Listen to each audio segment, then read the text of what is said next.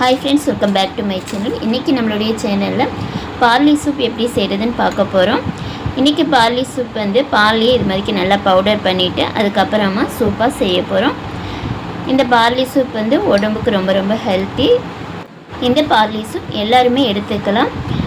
அதுலேயும் உடம்பு ரொம்ப வீக்காக இருக்குதுன்னு நினைக்கிறவங்களுக்கு இந்த பார்லி சூப் செஞ்சு கொடுக்கலாம். இந்த பார்லி சூப்பை நீங்கள் காலையில் வெறும் வயிற்றில் எடுத்துக்கணும்னு அவசியம் இல்லை. நீங்கள் பிரேக்ஃபாஸ்ட் எடுத்துகிட்டு லஞ்சுக்கு ஒரு அரை மணி நேரத்துக்கு முன்னாடி எடுத்துக்கலாம். பார்லி ரைஸ் பார்க்குறதுக்கு உங்களுக்கு உளுந்து மாதிரிக்கவும் இருக்கும். கோதுமை ஒயிட் கலரில் இருந்தால் எப்படி இருக்கும் அந்த ஷேப்பில் இருக்கும். இப்போ இந்த பார்லியை நைட்டு ஃபுல்லாக ஊற வச்சுட்டு நம்ம காலையில் இந்த பார்லி சூப் செஞ்சு சாப்பிட்லாம். அப்படி இல்லைன்னா இன்றைக்கி நம்ம செய்கிற மெத்தட்லேயும் இந்த பார்லி சூப் செஞ்சு சாப்பிட்லாம். நான் இன்றைக்கி 2 பேருக்கு இந்த பார்லி சூப் ரெடி பண்ணுறதுக்காக ஒரு 50 கிராம் அளவு பார்லியை ஒரு கடாயில் சேர்த்துட்டு பார்லியை நல்லா ரோஸ்ட் பண்ணி எடுத்துக்கிறேன்.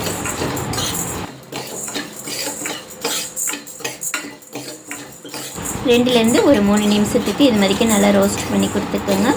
லேசாக வாசம் வர ஆரம்பிக்கும். அதுலேயே நீங்கள் அடுப்பை ஆஃப் பண்ணிக்கலாம்.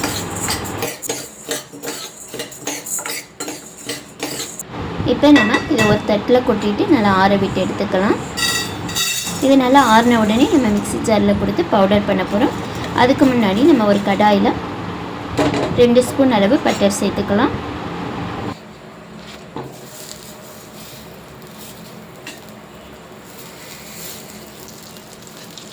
பட்டர் நல்லா மெல்ட் ஆனதும் 1 ஸ்பூன் அளவுக்கு பொடியாக நறுக்கி வச்சுருக்கிற பூண்டு சேர்த்து வதக்கி விட்டுக்கலாம்.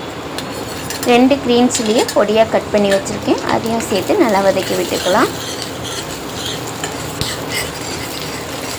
ஒரு 5 சின்ன வெங்காயம் எடுத்து நல்லா பொடியாக கட் பண்ணி எடுத்துருக்கேன், அதையும் சேர்த்து வதக்கி விட்டுக்கிறேன்.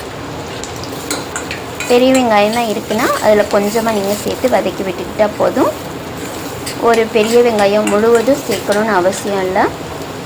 கூடவே கொஞ்சமாக கறி லீஃப் சேர்த்து வதக்கி விட்டுக்கலாம். பொடியாக கட் பண்ணி வச்சுருக்கிற கேரட்,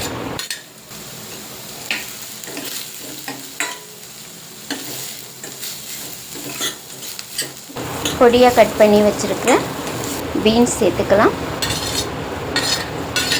இந்த சூப்புக்கு ஒரே ஒரு கேரட்டும் ஒரு 5 பீன்ஸும் மட்டும்தான் நான் கட் பண்ணி எடுத்திருக்கேன்.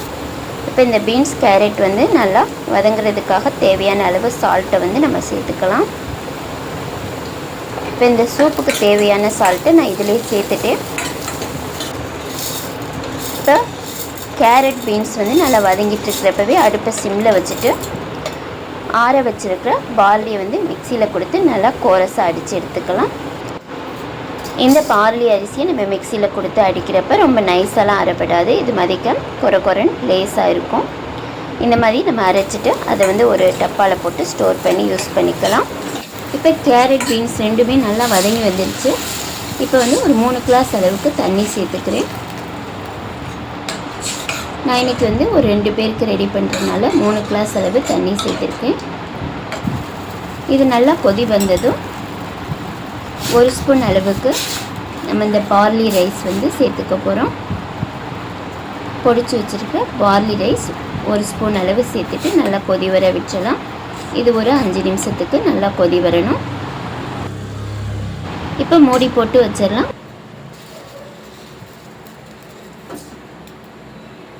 இப்போ 5 நிமிஷத்துக்கு அப்புறம் பார்த்திங்கன்னா இந்த கேரட் பீன்ஸ் அதோடு நம்ம சேர்த்துருந்த இந்த பார்லி ரைஸ் சேர்த்ததே தெரியாத அளவுக்கு நல்லா குக் ஆயிடுச்சு. உடம்பு வீக்காக இருக்கிறவங்களுக்கு இந்த பார்லி சூப் நீங்கள் அடிக்கடி செஞ்சு கொடுக்கலாம். நார்மலாக எல்லாருமே இந்த பார்லி சூப் டெய்லி செஞ்சு சாப்பிட்லாம். லாஸ்ட்டாக அடுப்புலேருந்து இறக்குறதுக்கு முன்னாடி ஒரு அரை ஸ்பூன் அளவுக்கு மிளகுத்தூள் சேர்த்து இறக்கிக்கலாம். அவ்வளோதாங்க, ஒரு ஹெல்த்தியான பார்லி சூப் ரெடி ஆயிடுச்சு. இதை சூடான பவுலில் மாற்றிட்டு சுட சுட லஞ்சுக்கு ஒரு அரை மணி நேரத்துக்கு முன்னாடி எடுத்துக்கிட்டோம் அப்படின்னா நல்லா பசி எடுக்கும். உடம்புக்கும் ரொம்ப ரொம்ப ஹெல்த்தி. காய்ச்சலாக இருக்காங்க, உடம்பு வீக்காக இருக்குது, ஹீமோகுளோபின் கம்மியாக இருக்குது அப்படின்னு நினைக்கிறவங்களுக்கு இந்த சூப்பை நீங்கள் டெய்லியும் செஞ்சு கொடுக்கலாம். நார்மலாக எல்லாருமே டெய்லி ஒரு பவுல் அளவுக்கு இந்த சூப் எடுத்துக்கலாம். இந்த வீடியோ உங்கள் எல்லாருக்குமே யூஸ்ஃபுல்லாக இருந்திருக்கும்னு நினைக்கிறேன். இந்த வீடியோ உங்களுக்கு பிடிச்சிருந்துச்சுன்னா லைக் பண்ணி ஷேர் பண்ணுங்கள். மறக்காமல் நம்ம சேனலை சப்ஸ்கிரைப் பண்ணி பக்கத்தில் இருக்கிற பெல் ஐக்கானை கிளிக் பண்ணிவிடுங்க. தேங்க்ஸ் ஃபார் வாட்சிங் திஸ் வீடியோ. தேங்க்யூ.